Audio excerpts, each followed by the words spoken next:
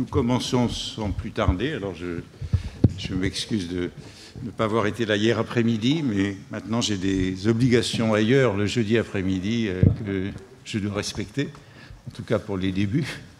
Et nous continuons, enfin je sais que ça a été très bien dans l'après-midi, que toutes les communications étaient passionnantes, et nous continuons avec Marx et les philosophes, et comme hier nous ne présentons pas les orateurs, puisque dans le programme, il y a des biographies assez détaillées de ce qu'ils ont voulu vous faire savoir. Et nous entendons en premier Alexandre Ferron nous parler de Merleau-Ponty, la présence de Marx dans les cours de Merleau-Ponty au Collège de France. À vous la parole. Merci beaucoup pour cette introduction. Merci beaucoup aux organisateurs et à l'organisatrice, donc Antoine Compagnon, Pierre-Michel Menger et Céline Surprenant, pour l'organisation de ce colloque sur une question assez paradoxale, comme on a pu le voir hier, à savoir Marx au Collège de France, puisque non seulement Marx n'a jamais été au Collège de France ni candidat, évidemment, mais que, comme ça s'est un peu révélé hier, la plupart des personnes qui ont occupé des chaires au Collège de France n'étaient pas marxistes, voire se signaler par une opposition, à quelques exceptions près, assez forte à Marx et au marxisme. Et il me semble que c'est aussi l'un des intérêts, on pourrait dire, du cas Marx, puisque Marx opère comme une espèce de révélateur, d'une certaine manière, puisque aussi ce qui s'est fait au fil de la journée hier, c'est qu'on a vu qu'on ne pouvait pas seulement traiter l'individu, les différents professeurs dans leur face d'enseignants et de chercheurs, mais qu'il fallait prendre en compte, on peut dire, l'individu total, dans sa dimension à la fois de scientifique, mais aussi d'homme inscrit dans une certaine société et prenant des positions politiques. Et c'est seulement comme ça, souvent, qu'on pouvait comprendre aussi leur rapport à Marx et au marxisme. Et du coup, par là, se révélait un peu la difficulté ou l'impossibilité de faire un partage vraiment net, ou absolu en tout cas, entre la dimension scientifique et la dimension, on pourrait dire, politique ou d'engagement d'un individu. En tout cas, le partage n'est jamais parfait. Ce qui amène aussi à cette question qui se pose aussi pour toutes les institutions universitaires et de recherche, de la difficulté pour penser cette articulation entre la politique et la scientificité, qui sont toujours, d'une certaine manière, liées. Alors, l'objet de mon intervention est d'étudier la place qu'occupe Marx dans les cours de Merleau-Ponty au Collège de France. Alors, la question, d'une certaine manière, ne va pas de soi, puisqu'au premier regard, on pourrait avoir l'impression que la présence de Marx dans ces cours est relativement discrète. Alors, il est vrai que Merleau-Ponty, dès les années 1930, a un rapport très étroit à Marx et au marxisme, à la fois d'un point de vue politique, mais aussi et surtout d'un point de vue théorique et philosophique. Donc le marxisme et Marx a un rôle très important dans la constitution de sa propre pensée, de sa propre philosophie. Deuxième élément, Merleau-Ponty est peut-être propose l'une des premières grandes interprétations philosophiques du marxisme en France. Et troisième élément, c'est que par ses textes, par les postes d'enseignement qu'il a occupés, à l'ENS, à la Sorbonne notamment, Merleau-Ponty a joué un rôle très important dans l'introduction philosophique de Marx en France, dans le monde académique et dans le monde universitaire. C'est-à-dire jusque dans les années 40, c'est le marxisme, et Marx avait un rôle extra-universitaire et n'avait pas beaucoup de place dans le monde académique et celui de la recherche. Et Merleau-Ponty l'a fait en formant de nouvelles générations philosophiques de l'après-guerre qui ensuite ont eu un rapport plus proche et différent au marxisme. Alors pour ne citer que quelques-uns, De Santi, Train-Ductau, Althusser, Foucault, etc., sont tous passés par cet enseignement de Merleau-Ponty. Mais à partir des années 50, on remarque, on note, et c'est des choses connues, une certaine prise de distance critique à l'égard de Marx et du marxisme, signalée par l'ouvrage de 1955, Les aventures de la dialectique, et on a affaire en apparence à une volonté de se retirer du côté de Merleau-Ponty, de se retirer dans son travail philosophique centré dans une recherche qui apparaît comme purement ontologique. Et cette réorientation, cette prise de distance par rapport au marxisme et dans son travail philosophique coïnciderait à peu près, à quelques années près, avec son élection au Collège de France en 1952. Bon, la leçon inaugurale et les premiers cours commencent en janvier 1953. Et si on regarde un peu superficiellement les intitulés de cours, les titres des cours de Merleau-Ponty, entre 1953 et 1961, l'année de sa mort, les cours ne semblent pas indiquer un intérêt, en tout cas manifeste ou explicite, pour le rapport à Marx. Alors, l'idée que je voudrais avancer et développer, c'est que cette perspective sur la dernière période de Merleau-Ponty et sur ses cours au Collège de France n'est pas entièrement juste en ce qui concerne le rapport à Marx et au marxisme. C'est-à-dire la référence à Marx et au marxisme est constante, ou plutôt toujours à l'horizon, sinon explicitement, du moins implicitement, dans toute la série de cours qui se développe à partir de 1953. Et Merleau-Ponty continuera jusqu'à la fin de sa vie à lire Marx, et le jour précédent sa mort, Merleau-Ponty était au Collège de France en train de faire un cours sur Marx, pour dire que c'est quelque chose qui l'a occupé jusqu'à la veille de sa mort. Et pour avoir un indice de ce rapport à Marx, on peut notamment s'intéresser au résumé de cours qui propose chaque année de ces enseignements, résumés de cours qui sont proposés a posteriori, et on voit qu'à chaque fois, dans ces résumés de cours, il insiste à chaque fois, dans sa problématisation, sur le lien étroit entre les problèmes qu'il a étudiés pendant l'année écoulée et des problèmes suscités ou liés à Marx et au marxisme. Et parfois bien davantage dans les résumés de cours que dans les notes de cours effectives qui ont été publiées. Ce qui montre bien que dans ce moment a posteriori, Merleau-Ponty ressaisit l'ensemble de son propos en pensant et en le situant par rapport à Marx et au marxisme. Autre indice un peu comme point de départ, on peut trouver dans une note de travail du visible et l'invisible, donc qui devait constituer son deuxième grand ouvrage qui a été publié de façon posthume par Claude Lefort, donc dans une note de travail qui n'a en fait pas été intégrée dans l'édition de Claude Lefort. Merleau-Ponty écrit la chose suivante: « Le problème que j'étudie dans le visible et l'invisible est le même que celui de la dialectique et du marxisme. » Alors, du coup, plutôt qu'un adieu au marxisme, Merleau-Ponty cherche plutôt, à partir du début des années 50 et tout au long des années 50, à instaurer un nouveau rapport à Marx et au marxisme. On va dire un rapport différent par rapport à celui qu'il entretenait avec Marx et le marxisme jusqu'alors, et notamment en 1945. Mais ce rapport à Marx et au marxisme est tout aussi crucial pour le développement et l'élaboration de sa philosophie. Donc c'est à ce nouveau rapport à Marx que je vais m'intéresser dans cette communication. Je reviendrai du coup assez rapidement, j'essaierai tout d'abord de resituer la trajectoire intellectuelle de Marx et pour essayer de mieux comprendre le nouveau rapport à Marx qui émerge dans les années 50, donc en revenant sur l'ensemble du parcours de Merleau-Ponty assez rapidement, et ensuite je distinguerai les différentes étapes ou phases de son analyse de Marx dans ses cours au Collège de France, en essayant de distinguer des grands moments de sa confrontation avec Marx et au marxisme dans ses cours au Collège de France. Alors, pour ce qui est de la trajectoire de Merleau-Ponty, on distingue généralement trois grands temps dans sa trajectoire intellectuelle. Trois grands temps qui correspondent à différents rapports aussi au marxisme. Jusqu'en 1945, il s'agit du moment de ces deux thèses, les deux thèses de Merleau-Ponty, sa thèse principale et sa thèse complémentaire, la phénoménologie de la perception et la structure du comportement.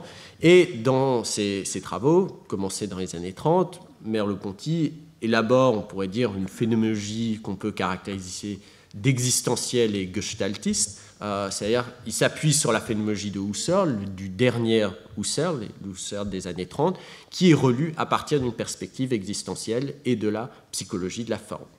Et c'est à partir de ce cadre phénoménologico-existentiel que Merleau-Ponty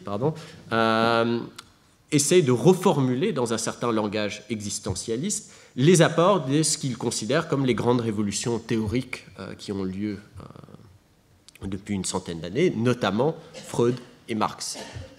Et c'est ce qu'on voit dans un chapitre très important de la phénoménologie de la perception de la première partie, chapitre 5, qui s'appelle « Le corps comme être sexué ».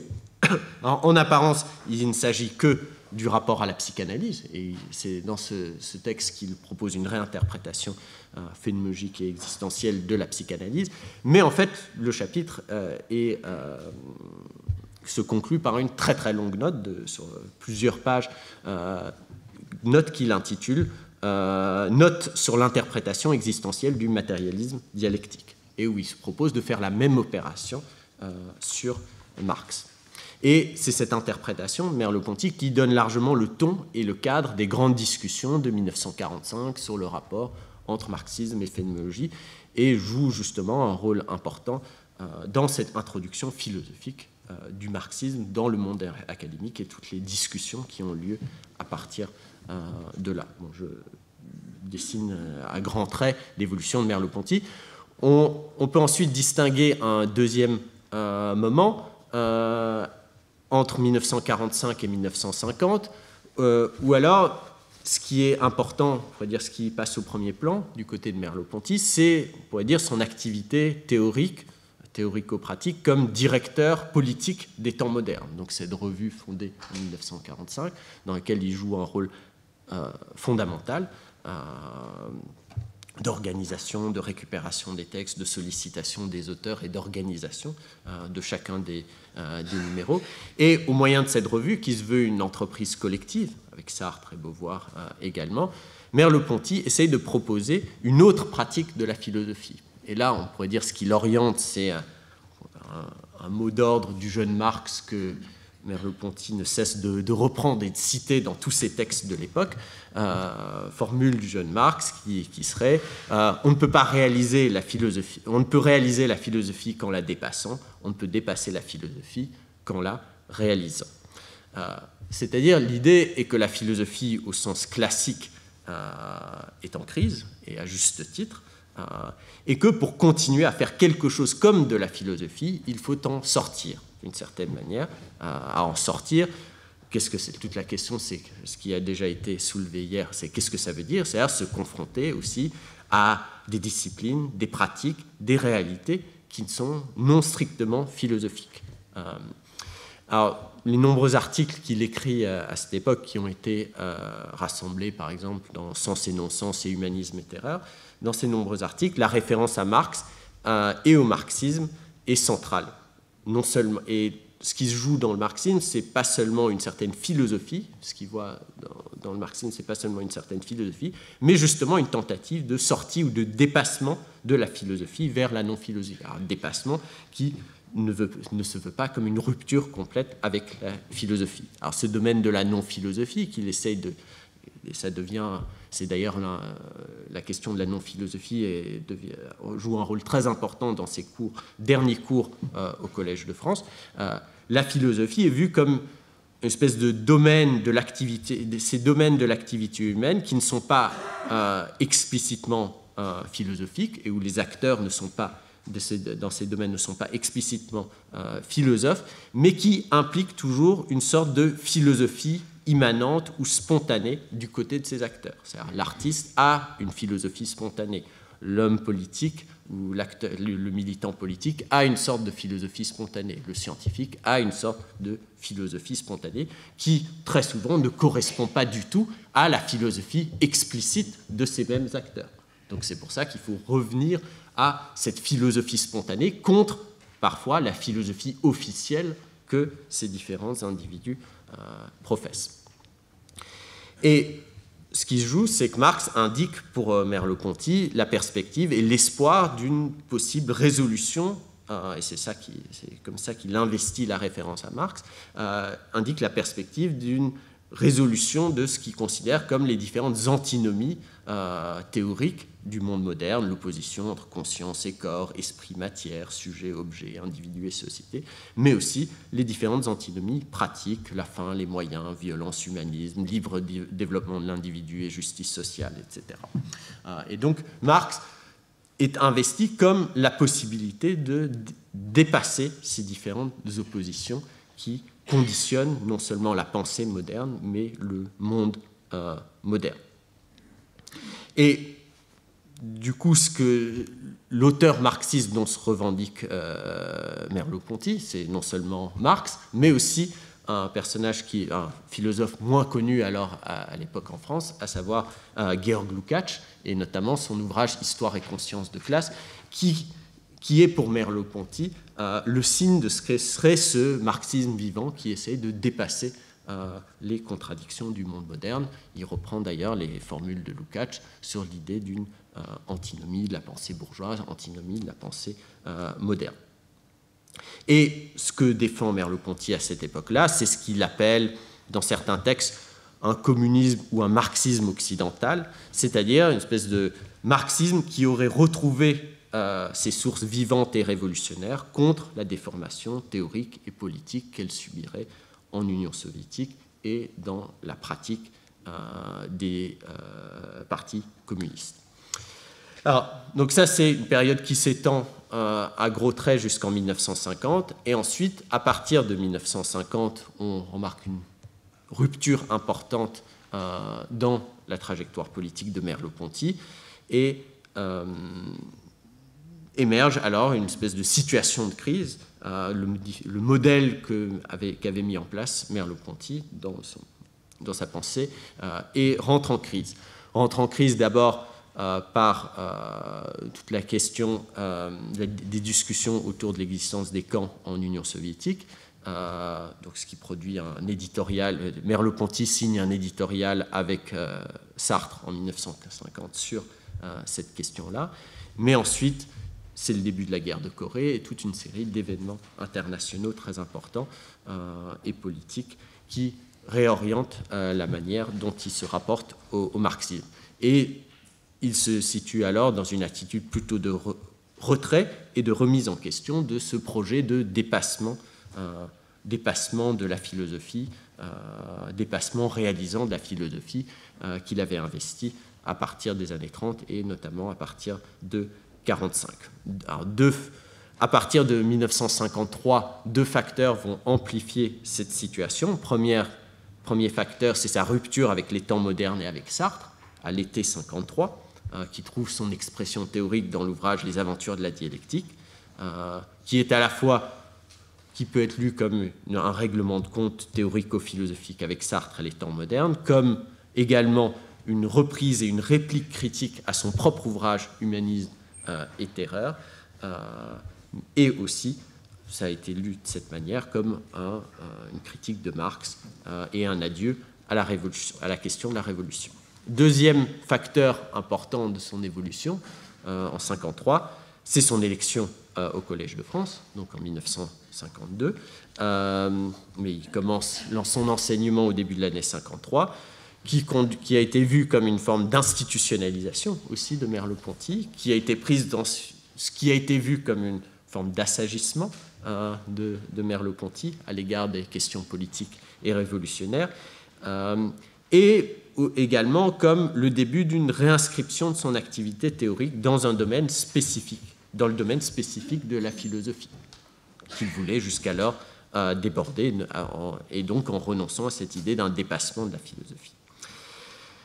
Et c'est à ce moment-là où il cherche à repenser les fondements de ses propres perspectives philosophiques. C'est-à-dire jusqu'alors, on pourrait dire qu'il se servait de ses travaux exposés dans ses ouvrages La phénoménologie de la perception et la structure du comportement comme socle et fondement de ses développements théoriques, mais à partir de 1950, c'est ce cadre théorique qui va essayer de remettre profondément en question, et c'est ce qui le conduit à la préparation de ce qui devait être son deuxième grand ouvrage, Le visible et l'invisible. Et donc c'est à ce moment-là que son rapport à Marx se réorganise et se reconfigure. Et il me semble que pour comprendre ce nouveau rapport à Marx, il y a un texte qui est tout particulièrement révélateur.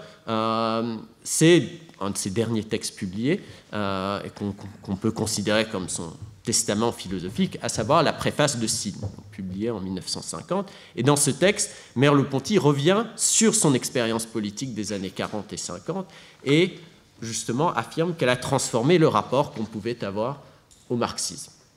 Donc je cite: « Nous disons qu'avec les événements des dernières années, le marxisme est décidément entré dans une nouvelle phase de son histoire, où il peut inspirer, orienter des analyses, garder une sérieuse valeur heuristique, mais où il n'est certainement plus vrai dans le sens où il se croyait vrai, et que l'expérience récente l'installe dans un ordre de la vérité seconde. » Alors cet ordre de la vérité seconde est celui qui caractérise, selon lui, selon Merleau-Ponty, les classiques.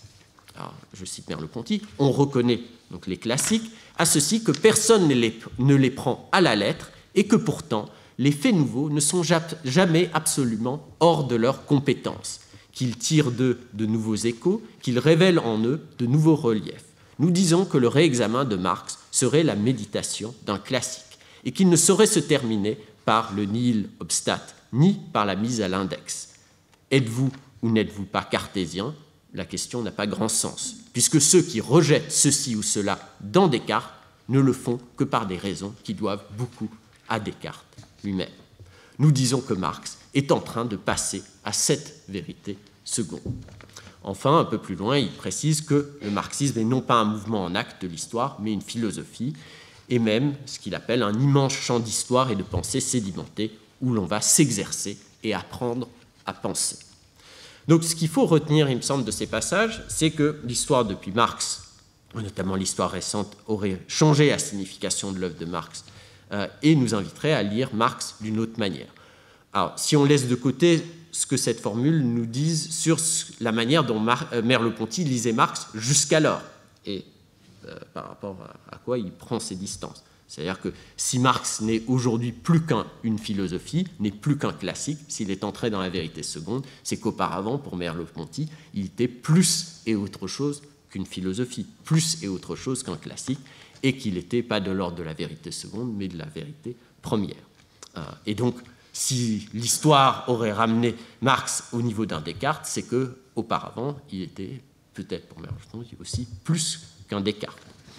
Alors, je laisse cette question de côté, et pour me concentrer sur le nouveau rapport à Marx, c'est en tout cas l'idée de Merleau-Ponty est qu'il faut désormais lire Marx comme on lit Descartes ou Searle ou Hegel, comme un philosophe ou comme un classique, à un double niveau, on pourrait dire à un niveau gnoséologique, c'est-à-dire en termes de connaissances, c'est que Marx est passé à la vérité seconde, c'est-à-dire l'actualité et la vérité des pensées tiennent au fait qu'on peut sans cesse y revenir pour penser le présent, et qu'elles sont toujours, ces pensées sont d'une certaine manière toujours actuelles et toujours vraies, parce qu'elles ne le sont jamais entièrement et sans reste.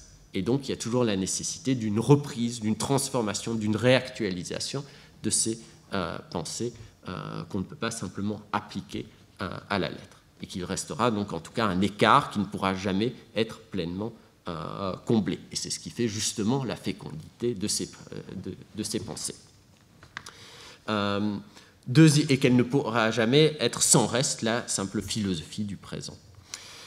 Deuxième niveau, un niveau historique, la pensée, le marxisme, est très largement intégré et digéré dans notre pensée contemporaine. C'est-à-dire le marxisme n'est pas seulement une pensée associée à un nom, mais un certain nombre d'acquis définitifs, pourrait dire Merleau-Ponty, pour le savoir humain ou occidental, en tout cas, du côté des sciences humaines et sociales, qui sont très largement impensables sans cet héritage. Donc, à ce niveau-là, il n'y aurait pas de sens d'être anti-marxiste, puisque, comme le dit Merleau-Ponty, c'est pour des raisons qui tiennent parfois à Marx lui-même qu'on peut aujourd'hui critiquer tel ou tel aspect ou telle proposition théorique de Marx. Et donc l'actualité de Marx et du marxisme à ce niveau-là est celle d'une tradition qui, comme Merleau-Ponty aime le dire, toute tradition est oubli de ses origines, c'est-à-dire le monde contemporain et le savoir contemporain, les sciences humaines contemporaines ont oublié en fait l'apport de Marx. Enfin, dernier point que je retiens de cette formule, c'est Marx n'est pas seulement le philosophe qui est le point de départ d'une certaine tradition de pensée, une tradition philosophique. Il y a chez Marx cette volonté, chez Marx et avec le marxisme, c'est d'avoir un effet sur l'histoire, et Marx et le marxisme ont transformé aussi la manière dont s'est développée l'histoire depuis le XIXe siècle. Et en cela, le marxisme constitue ce que Merleau-Ponty appelle cet immense champ d'histoire et de pensée sédimentaire où l'on va s'exercer et apprendre à penser. C'est-à-dire l'histoire du marxisme, de son devenir, est comme un terrain pour la pensée, pour mettre à l'épreuve ses analyses, ses concepts et ses cadres théoriques, quels qu'ils soient. Donc ça, ce serait ce cadre général dans lequel Merleau-Ponty aborde Marx. Maintenant, j'aimerais, dans un deuxième et dernier point, en venir au cours de Merleau-Ponty au Collège de France et dessiner à grands traits, on va dire, l'évolution de son rapport à Marx durant les 8 années de son enseignement ici. Alors, pour donner un aperçu d'ensemble, on pourrait dégager 2 ou 3 grands moments de cette évolution. Premier moment entre 53 et 55, qui se situe en partie dans la continuité des années précédentes. Ensuite, un deuxième moment, est-ce que c'est un moment ou simplement un moment charnière en 55-56, année où il consacre son cours au Collège de France à la question de la dialectique, et ensuite un troisième moment qui irait de 56 à 61, où il s'oriente vers une interrogation de type ontologique, le cours sur la dialectique formant la charnière entre ces 2 moments. Et à chacun de ces moments, l'idée est que la confrontation à Marx et au marxisme joue un rôle décisif, comme marxisme, comme mise en évidence d'un problème, comme champ d'expérience à partir duquel Merleau-Ponty réfléchit, mais aussi comme tentative de solution de ces différentes difficultés. Alors, quelques grandes indications sur chacun de ces moments. Donc, le premier moment correspond aux 3 premières années d'enseignement, à savoir 1953-55, et se situe, comme je l'ai dit, très largement dans la continuité de ses recherches des années précédentes, des années 40, et notamment de ses projets d'enseignement qu'il avait formulés en vue de sa candidature au Collège de France. L'idée est de prolonger ses premiers travaux de phénoménologie existentielle autour de la question de la perception en direction de ce qu'on peut appeler une philosophie de l'esprit au sens d'une certaine théorie de la société, de la culture et de l'histoire, ou encore ce qu'il appelle plus précisément une philosophie de l'expression. C'est-à-dire il s'agit de procéder à un passage de la perception dans son immédiateté aux différentes superstructures culturelles ou historiques qui résultent de l'action humaine, ou encore entre ce qu'on pourrait appeler une sorte d'infrastructure existentielle, c'est-à-dire l'être humain actif et agissant dans le monde pris dans son immédiateté perceptive, et les superstructures culturelles qui sont justement produites par cet être humain, mais agissent en retour sur lui. Et on voit bien que cette question-là est l'un des domaines spécifiques du matérialisme historique de Marx, et c'est à travers une confrontation avec Marx qu'il va essayer d'élaborer et préciser sa pensée. Alors, au départ, il considère que la clé de cette articulation va se trouver dans la notion de praxis, et il va procéder à une tentative de reformulation de ce qu'il appelle l'intuition de la praxis chez Marx au moyen de concepts venus de la linguistique, et c'est le programme qui se fixe dans sa leçon inaugurale au Collège de France. Il s'agit de procéder à une espèce de reformulation saussurienne de la praxis marxiste pour comprendre le rapport entre l'activité individuelle et les différentes structures dans lesquelles s'inscrit cette activité. Je passe assez rapidement. Et ensuite, ce qu'on voit, c'est que dans les années suivantes, il y a une certaine critique qui se fait de cette notion de praxis, telle qu'il la concevait avant, puisqu'il considère que cette praxis n'est pas arrivée à prendre la mesure de ce qu'il appelle l'épaisseur et l'être propre de ce qu'il appelle l'intermonde. Alors, terme d'ailleurs que Merleau-Ponty reprend à Lukács. Donc, qu'est-ce que c'est cet intermonde? C'est l'être propre des infrastructures, et Merleau-Ponty considère que le marxisme n'aurait pas été en mesure de suffisamment thématiser l'inertie propre des infrastructures. Alors, c'est l'un des thèmes le plus important du diagnostic critique qu'il formule dans Les Aventures de la dialectique. Donc, je donne peut-être une petite citation. Pour comprendre à la fois la logique de l'histoire et ses détours, son sens et ce qui en elle résiste au sens, il leur restait, donc les marxistes, à concevoir un milieu propre, l'institution. Déchirée par toutes les contingences, réparée par le geste involontaire des hommes qui sont pris en elle et veulent vivre, la trame ne mérite ni le nom d'esprit, ni celui de matière, mais justement celui d'histoire. Cet ordre des choses qui enseigne des rapports entre les personnes, sensible à toutes les pesantes conditions qui le rattachent à l'ordre de la nature, ouvert à tout ce que la vie personnelle peut inventer, c'est, en langage moderne, le milieu du symbolisme, et la pensée de Marx devait trouver en lui son issue.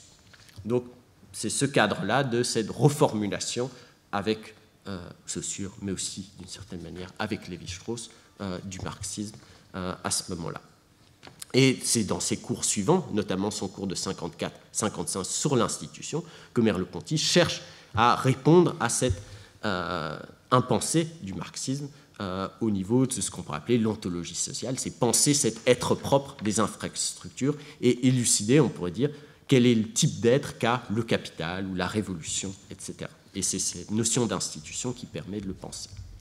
Donc ça, je résume très rapidement les choses. Deuxième moment, et je vais me diriger vers la conclusion, deuxième moment de cette évolution, c'est le cours de 1955-56 consacré à la dialectique. Donc le cours principal s'appelle « La philosophie dialectique » et le cours, on va dire, secondaire, texte et commentaires sur la dialectique.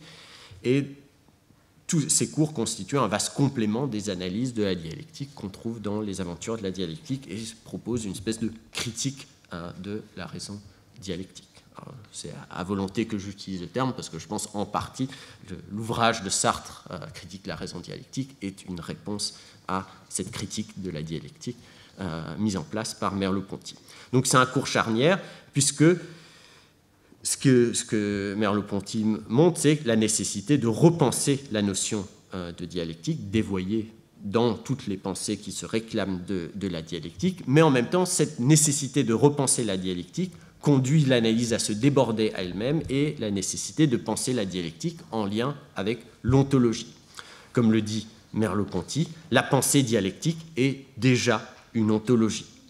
Et c'est ça qui conduit d'une certaine manière à réorienter ses recherches vers le milieu des années 50, c'est-à-dire plutôt qu'un mouvement ascendant allant du monde sensible et naturel vers le monde culturel, mouvement vers le haut, Merleau-Ponty va s'enfoncer dans un mouvement vers le bas, c'est-à-dire revenir au monde sensible et naturel, réinterroger la question de la nature et de l'être naturel. Et c'est bien ça qui se développe dans la dernière partie des années 50, dans ce questionnement ontologique. L'ontologie qui se veut comme une réponse à cette absence de réflexion qu'il considère dans le marxisme, réflexion de type ontologique.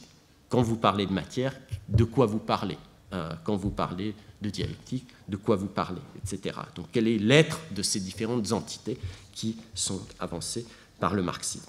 Et c'est aussi ça qui se joue dans les 3 années de cours sur la nature et aussi les différents cours sur l'ontologie à la fin des années 50. C'est-à-dire, comme l'écrit Merleau-Ponty dans son résumé de cours de 56-57, le problème de l'élaboration d'une philosophie de la nature aurait dû être celui des marxistes, puisque les marxistes devraient avoir une doctrine cohérente de la matière et de la nature pour donner un fondement ontologique à leurs analyses de la réalité sociale. Mais finalement, cette expression matérialisme dialectique n'est pas élucidée d'une certaine manière, ni du côté de la dialectique, c'est insuffisamment développé du côté de la dialectique, ni, selon Merleau-Ponty, du côté de la matérialité, que ce soit la matérialité propre du social, les infrastructures, et même la matérialité naturelle ou pré-sociale, qui est l'objet d'une ontologie générale.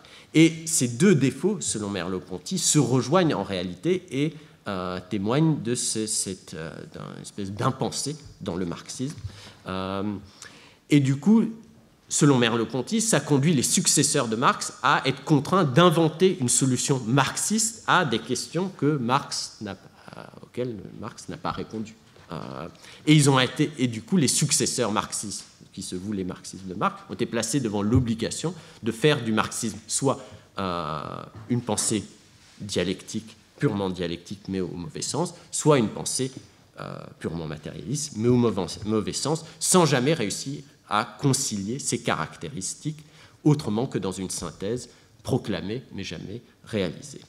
Et donc c'est cette indétermination ontologique que Merleau-Ponty identifie comme l'une des sources des problèmes, non seulement théoriques mais aussi pratiques qu'a rencontré le marxisme. Or cette difficulté, loin de disqualifier pour Merleau-Ponty Marx et le marxisme, constitue au contraire l'une de ses richesses.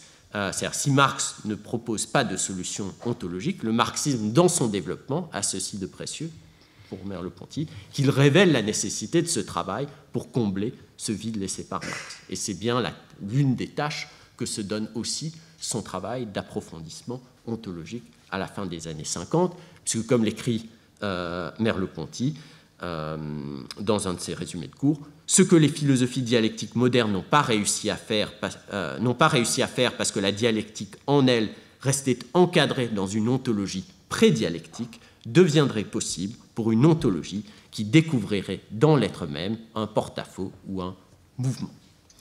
Donc, je vais conclure. Pour conclure, il me semble que l'importance de Marx pour Merleau-Ponty dans ses cours au Collège de France, donc à ce moment où il réinvente son rapport à Marx, tient justement à cette idée d'impensé. Puisque dans les années 50, Merleau-Ponty aime bien reprendre une certaine idée qu'il trouve dans un cours de Heidegger qui s'appelle « Le principe de raison ». Et cette idée est la suivante, c'est cette idée d'un impensé, c'est-à-dire la pensée d'un philosophe. Je cite Merleau-Ponty, « La pensée d'un philosophe ne peut être définie seulement par ce qu'elle a maîtrisé, il faut tenir en compte de ce qu'elle essayait encore à la fin de penser. » Et donc la grandeur d'une philosophie résiderait alors dans un domaine que le penseur ouvre par son impensé, sans pouvoir nécessairement résoudre tous les problèmes.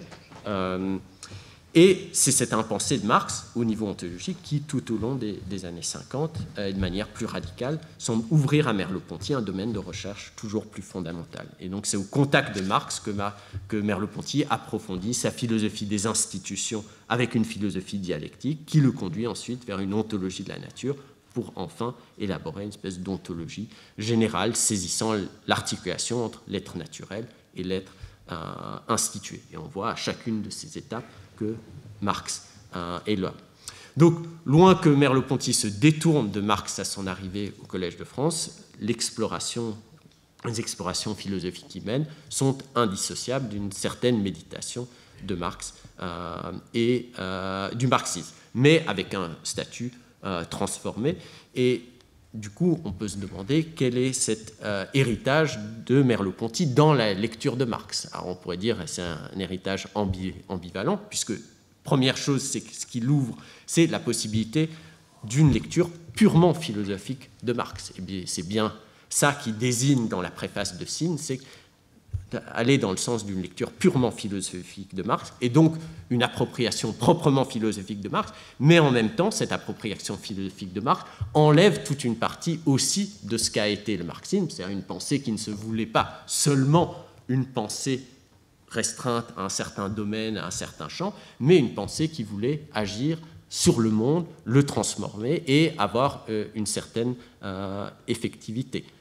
Donc cette ouverture à la philosophie de Marx est enfin, d'une certaine manière, aussi un recouvrement du projet même de Marx.